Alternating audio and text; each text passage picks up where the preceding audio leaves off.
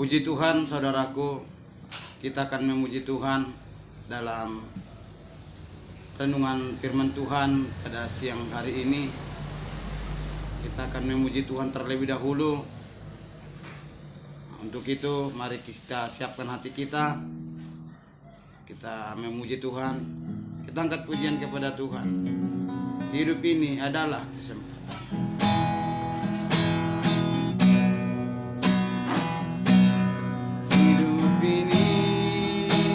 Adalah kesempatan.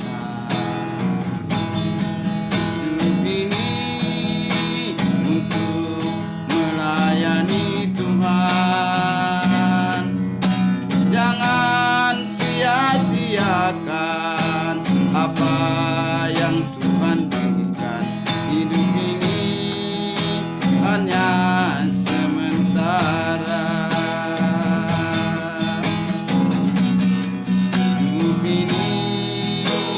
Adalah kesempatan. Hidup ini untuk melayani Tuhan. Jangan sia-siakan waktu yang Tuhan berikan. Hidup ini harus jadi berkah. Tuhan, pakailah hidupku selagi aku masih kuat. Bila saatnya nanti ku tak berdaya lagi, hidup ini sudah jadi berkah. Tuhan, pakailah hidupku selagi aku masih kuat. Bila saatnya nanti ku tak berdaya lagi, hidup ini sudah jadi berkat. Bila saatnya nanti ku tak berdaya lagi, hidup ini sudah jadi berkah. Bila saatnya nanti ku tak berdaya lagi, hidup ini sudah jadi berkah. Bapa yang baik, kami bersyukur padamu. Terima kasih buat panggilan Tuhan dalam hidup kami untuk melayani Tuhan. Tuntunlah terus hidup kami Bapa, supaya kami tetap melayani Tuhan. Tidak pernah kami lemah, tidak pernah kami goyah, apalagi sampai kami mundur dari jalan Tuhan. Biarlah pengurapan Tuhan boleh terus buat kami. Pakai kami terus seturut dengan kehendak-Mu. Persiapkan kami untuk melayani Tuhan, menjadi pemberita-pemberita Injil-Mu Bapa. Di dalam nama Tuhan Yesus Kristus kami berdoa. Sebentar kami akan renungkan firman-Mu. Biarlah firman-Mu ini boleh terus menjadi penuntun hidup kami Bapa yang baik. Urapi kami untuk menjadi bejana firman Tuhan. Boleh firman-Mu tinggal dalam hidup kami Bapa. Terima kasih Tuhan. Kami berserah diri. Di dalam nama Tuhan Yesus Kristus Tuhan kami. Dan di dalam nama Tuhan Yesus kami mengusir, mematahkan segala tipu daya iblis, segala pekerjaan iblis, roh-roh jahat yang mengganggu pemberitaan Injil. Semua kami tolak di dalam nama Yesus. Demi nama Yesus. Hanya kuasa Roh Kudus yang kami undang untuk mengurapi kami, untuk menuntun kami. Terpujilah Tuhan Yesus. Haleluya. Amin. Puji Tuhan. Bapak, Ibu, Saudaraku, para pemirsa, dan seluruh umat-umat Tuhan dimanapun berada. Renungan firman Tuhan buat kita siang hari ini yang saya ambil dari firman Tuhan yang tertulis dalam kitab Markus 16 ayat yang ke-15 sampai dengan ayat yang ke-20. Bunyinya demikian. Lalu ia berkata kepada mereka, pergilah ke seluruh dunia, beritakanlah Injil kepada segala makhluk. Siapa yang percaya dan dibaptis akan diselamatkan, tetapi siapa yang tidak percaya akan dihukum. Tanda-tanda ini akan menyertai orang-orang yang percaya. Mereka akan mengusir setan-setan demi namaku. Mereka akan berbicara dalam bahasa-bahasa yang baru bagi mereka. Mereka akan memegang ular, dan sekalipun mereka meminum racun maut, mereka tidak akan mendapat celaka. Mereka akan meletakkan tangannya atas orang sakit, dan orang itu akan sembuh. Sesudah Tuhan Yesus berbicara demikian kepada mereka, terangkatlah ia ke sorga, lalu duduk di sebelah kanan Allah. Mereka pun pergilah memberitakan Injil ke segala penjuru, dan Tuhan turut bekerja dan meneguhkan firman itu dengan tanda-tanda yang menyertainya. Amin. Puji Tuhan, Bapak Ibu Saudaraku, para umat-umat Tuhan, pemirsa dimanapun berada. Pembacaan firman Tuhan buat kita ini di saat ini, saudara terkasih, adalah di mana ada amanat agung Tuhan, perintah Tuhan sebelum dia terangkat ke sorga. Inilah yang menjadi pesan terakhirnya buat seluruh murid-muridnya, yakni supaya pergi memberitakan Injil ke seluruh dunia. Injil harus diberitakan karena itulah pesan Tuhan Yesus kepada seluruh umat-umat Tuhan. Dikatakan pergilah ke seluruh dunia, beritakanlah Injil kepada segala makhluk. Siapa yang percaya dan dibaptis akan diselamatkan, tetapi siapa yang tidak percaya akan dihukum. Inilah saudaraku visi yang kita harus bawa, di mana Injil harus diberitakan sampai ke seluruh dunia. Dan murid-murid itu pun melakukannya. Di ayat 20 berkata, mereka pun pergilah memberitakan Injil ke segala penjuru. Mereka tidak membantah apa yang dikatakan oleh Tuhan Yesus. Ketika Yesus berkata dan dia naik ke sorga, dia berkata, pergilah ke seluruh dunia, beritakanlah Injil kepada segala makhluk. Dan mereka pun pergi memberitakan Injil ke segala penjuru. Dan Tuhan menyertai mereka. Saudara terkasih, misi gereja di akhir zaman ini haruslah berani memberitakan Injil. Injil harus diberitakan, penginjilan harus terjadi. Gereja-gereja harus bersaksi, gereja harus menginjil. Gereja jangan hanya jadi penonton, tapi gereja harus menginjil. Itu dikatakan dalam Matius 24 ayat yang ke-14. Dan Injil kerajaan ini akan diberitakan di seluruh dunia, menjadi kesaksian bagi semua bangsa. Sesudah itu barulah tiba kesudahannya. Injil harus diberitakan sampai ke seluruh dunia, barulah Tuhan Yesus datang. Jadi tugas pemberitaan Injil ini adalah tugas seluruh umat Nasrani atau umat Kristen. Kita harus berani memberitakan Injil, dan Injil harus diberitakan ke seluruh dunia. Pemberitaan Injil ini adalah wujud daripada kasih yang dikatakan dalam Yohanes 15 ayat yang ke-6 sampai 9 sampai dengan ayat 16. Kasihilah Tuhan Allahmu dengan segenap hatimu, dan kasihilah sesama manusia sebagaimana engkau mengasihi dirimu. Mengasihi Tuhan ketika kita menuruti segala perintah Tuhan. Dan Tuhan berkata, pergi beritakan Injil. Maka kalau memang kita mengasihi Tuhan, maka kita harus memberitakan Injil. Mengasihi sesama adalah juga tindakan di mana kita mengasihi. Pemberitaan Injil itu adalah mengasihi sesama.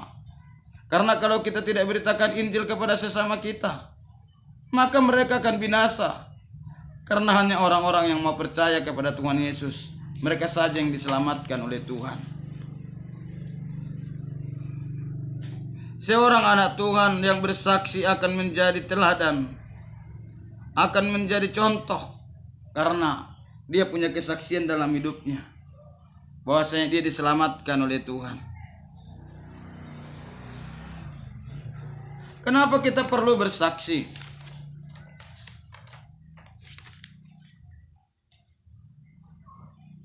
Kita perlu bersaksi karena kita mengasihi jiwa-jiwa. Jiwa-jiwa harus diselamatkan dengan cara mereka harus menerima Yesus sebagai Tuhan dan Juru Selamatnya. Di dalam kitab Roma 3 ayat 23 berkata, karena semua orang telah berbuat dosa dan telah kehilangan kemuliaan Allah. Semua manusia sudah berdosa. Siapakah yang bisa menebus dosa? Hanya Yesus Kristus Tuhan kita. Itulah sebabnya kita harus memberitakan Yesus kepada banyak jiwa. Karena semuanya sudah berdosa. Kalau kita menangan diri, diam sebagai penonton menjadi umat-umat Tuhan, dengan tidak peduli akan jiwa-jiwa yang terhilang, berarti kita sama saja membiarkan mereka tetap di dalam dosa mereka.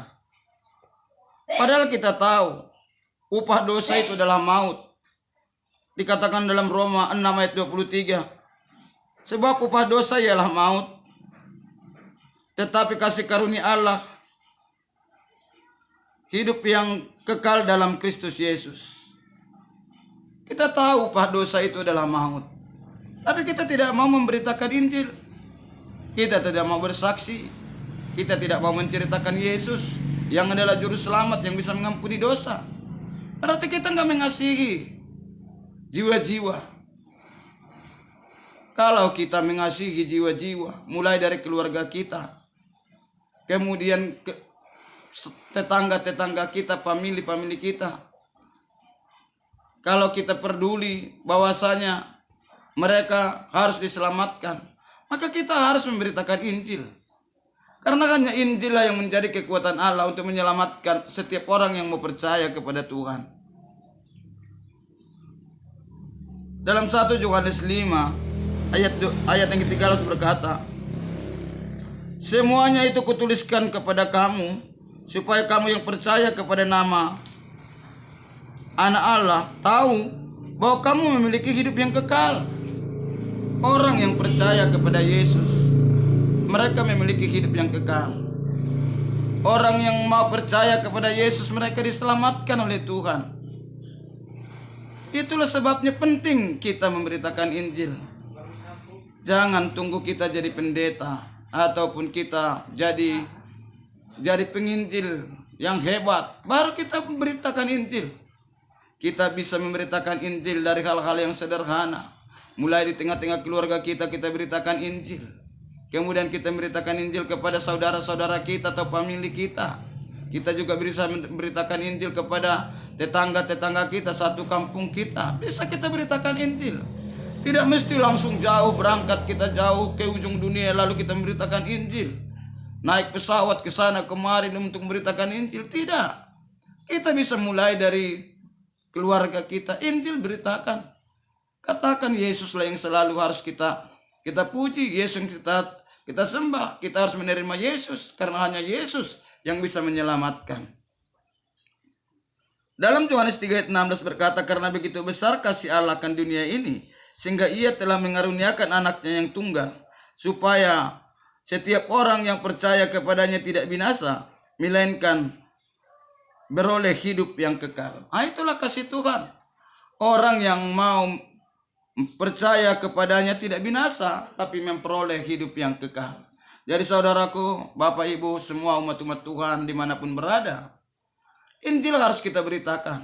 Kita harus menjadi saksinya Tuhan. Dan apa kata firman Tuhan dalam kitab Markus tadi? Ketika kita mau memberitakan Injil, maka Tuhan berkata, Tuhan turut bekerja dan meneguhkan firman itu dengan tanda-tanda yang menyertainya. Kuasa Tuhan akan menyertai setiap penginjilan anak-anak Tuhan. Tanda ajaib, tanda mukjizat akan menyertai setiap penginjilan anak-anak Tuhan. Ketika dia berdoa buat orang-orang sakit bisa disembuhkan. Ketika dia berdoa buat orang-orang yang berbeban berat dilegakan. Ketika dia berdoa kepada orang yang punya persoalan masalah, Tuhan bisa berikan jalan keluar. Karena kita memberitakan firman Tuhan, lalu Tuhan meneguhkan firman itu dengan tanda-tanda ajaib yang menyertainya. Di dalam kitab Kisah Para Rasul 1 ayat 8 berkata, engkau akan menerima kuasa kalau Roh Kudus turun ke atasmu, dan engkau akan menjadi saksiku di Yerusalem, Judea, Samaria, sampai ke ujung bumi. Tuhan akan memberi kuasa kalau kita mau menjadi saksinya Tuhan. Di zaman sekarang banyak orang Kristen menuntut kuasa Tuhan, tapi tidak mau menjadi saksinya Tuhan. Dia menuntut supaya terjadi mukjizat di gereja, tapi gereja tidak mau menjadi saksinya Tuhan. Dia menuntut supaya mukjizat terjadi, padahal semuanya kuasa Tuhan yang terjadi, mukjizat terjadi, orang sakit disembuhkan Tuhan. Tujuannya supaya meneguhkan setiap kesaksian-kesaksian kita yang mau bersaksi kepada Tuhan. Saudaraku yang terkasih, beritakanlah Injil, kabarkanlah kabar baik, ceritakanlah Yesus kepada jiwa-jiwa.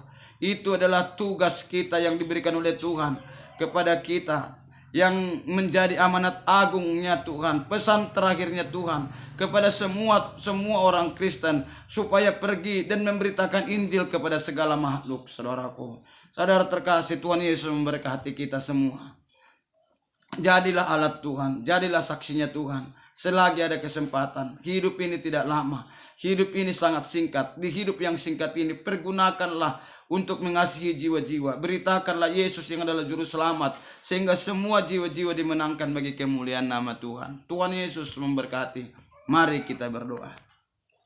Bapa yang baik, terima kasih buat kebaikan Tuhan. Firman-Mu sudah boleh kami dengarkan. Kami harus memberitakan Injil. Injil harus diberitakan sampai ke ujung dunia. Dan Tuhan pasti meneguhkan setiap pemberitaan Injil kami. Pakai setiap umat-umat-Mu yang mendengarkan siaran ini Tuhan. Perlengkapi penginjilan mereka dengan tanda ajaib dan tanda mukjizat yang daripada Tuhan. Bapa yang baik, kami bersyukur atas firman-Mu. Dan hamba-Mu berdoa buat setiap para pemirsa, para umat Tuhan yang mendengarkan firman Tuhan ini. Kalau ada di antara mereka yang sakit, hamba-Mu berdoa pada saat ini, biarlah yang sakit itu disembuhkan di dalam nama Yesus. Kalau ada mereka yang punya persoalan masalah, hamba-Mu juga berdoa biarlah ada jalan keluar buat persoalan masalah mereka. Kalau persoalan masalah mereka persoalan ekonomi, Tuhan bisa memulihkan sehingga ekonomi mereka membaik. Tuhan, hamba-Mu berdoa pada saat ini buat seluruh umat-umat-Mu, semua pemirsa yang mendengarkan siaran ini, supaya Tuhanlah yang menolong mereka semua. Di dalam nama Tuhan Yesus Kristus kami berdoa. Kami mematahkan segala sakit penyakit, segala roh-roh kelemahan, segala roh-roh penipu. Kami tolak, kami hancurkan semua di dalam nama Yesus. Hanya kuasa Roh Kudus yang kami undang untuk menguasai hidup kami. Darah Yesus yang membentengi. Dan seluruh umat Tuhan, Roh Kuduslah yang menuntun. Di dalam nama Tuhan Yesus Kristus kami berdoa. Haleluya. Amin.